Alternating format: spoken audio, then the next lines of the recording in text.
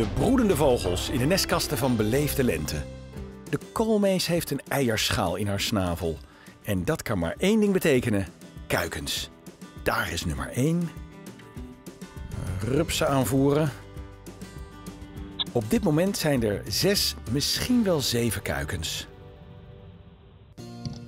De kerkuilen hebben 3 eieren. Voor een kerkuil niet veel. Vrouw gaat haar vleugels strekken. Een man bewondert de eieren. Maar veel tijd krijgt hij niet. Vrouw is snel terug, wil weer broeden. Hup, opschuiven. Goed zo. De torenvalken hebben 4 prachtige kuikens. Vader brengt een mooie muis.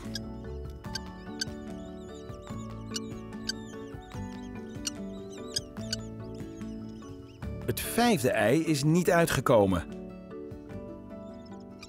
En wat doe je dan? Dat eet je op.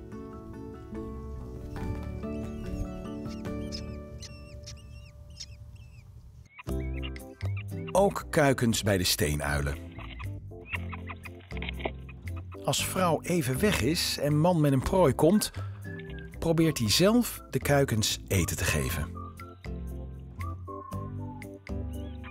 Ach, pas toch op. Arm kuiken. Voorzichtig, voorzichtig. Wat een gekluns. Nou, gelukkig, daar is moeder weer. Grijpt in.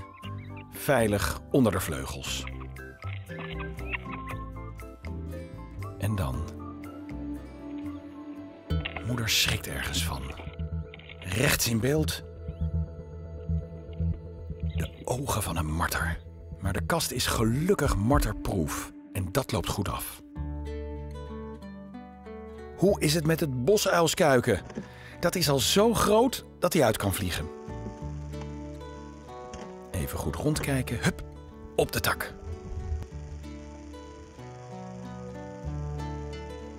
Moeder brengt de takkeling, want zo heet hij nu, nog een laatste muis.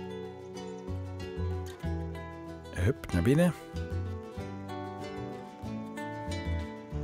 En na een paar uur durft hij verder de boom in. Daar zit hij. Als een wijze uil kijkt hij de wereld in.